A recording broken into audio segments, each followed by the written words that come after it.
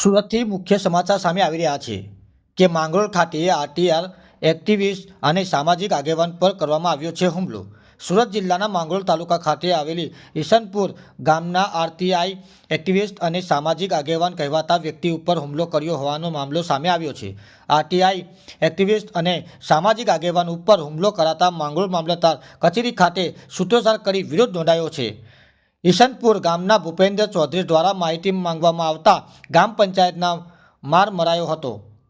ભૂપેન્દ્ર ચૌધરીને ગામ પંચાયતમાં માર મરાતા ઈશનપુર ગામના સરપંચ સહિત તાલુકા પંચાયત સભ્ય અને અન્ય 7 લોકોની વિરોધમાં નોંધાઈ હતી ફરિયાદ।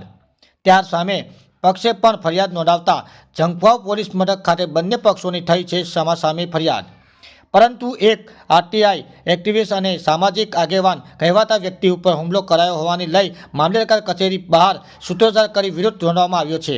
ત્યારબાદ માંગરોળ મામલતદાર સહિત તાલુકા વિકાસ અધિકારીને આવેદનપત્ર પણ આપવામાં આવ્યો છે। Bureau report STTV live Surat.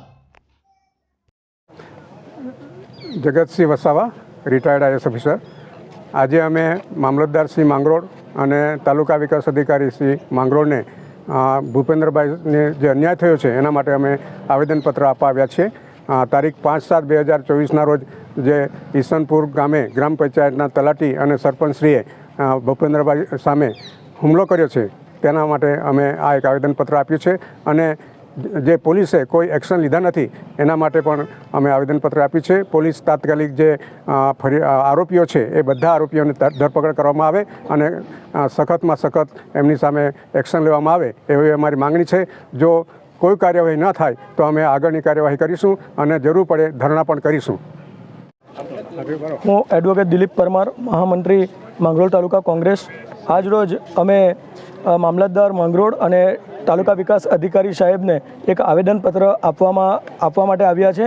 ઘટના એવી છે કે ઈશનપુર ગામના એક જાગૃત નાગરિક મહેન્દ્રભાઈ ભૂપેન્દ્રભાઈ ચૌધરી કે જેમણે ગ્રામ પંચાયતના કથિત ભ્રષ્ટાચારને ઉજાગર કરવા માટે આરટીઆઈ માંગી હતી અને એ આરટીઆઈનો જવાબ આપવો ન પડે એના માટે સરપંચ અને તલાટીના અને સરપંચના અન્ય મળતિયાઓના મેળાપીપણામાં ભૂપેન્દ્રભાઈ જેવા એક્ટિવિસ્ટની ઉપર હુમલો કરવામાં આવ્યો છે।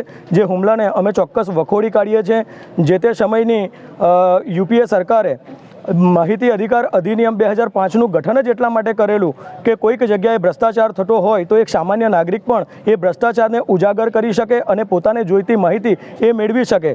તો આજની આ ભાજપ સરકારમાં જાણે આ જાહેર માહિતી અધિકાર અધિનિયમનો છેદ જ ઉડી રહ્યો હોય એવું લાગે છે અને સત્યના અવાજને દબાવવાનો ક્યાંક ને ક્યાંક પ્રયાસ થઈ રહ્યો છે। પણ અમે અહીંયાથી મીડિયાના માધ્યમથી ભ્રષ્ટાચારીઓની સામે અને ભ્રષ્ટાચારીઓના કાન સુધી એક સંદેશ પહોંચાડવા માંગીએ છીએ કે અમે તમારા હુમલાઓથી કે તમારા દબાવથી ક્યારેય ડરવાના નથી અને આ જ રીતે અમે સત્યનો અવાજ બુલંદ કરીશું અને જો ભૂપેન્દ્રભાઈને ન્યાય ન મળ્યો તો આવનારા દિવસોમાં અમે જલદ આંદોલન કરીશું અને પ્રતિક ધરણા અને ઉપવાસ પણ કરીશું।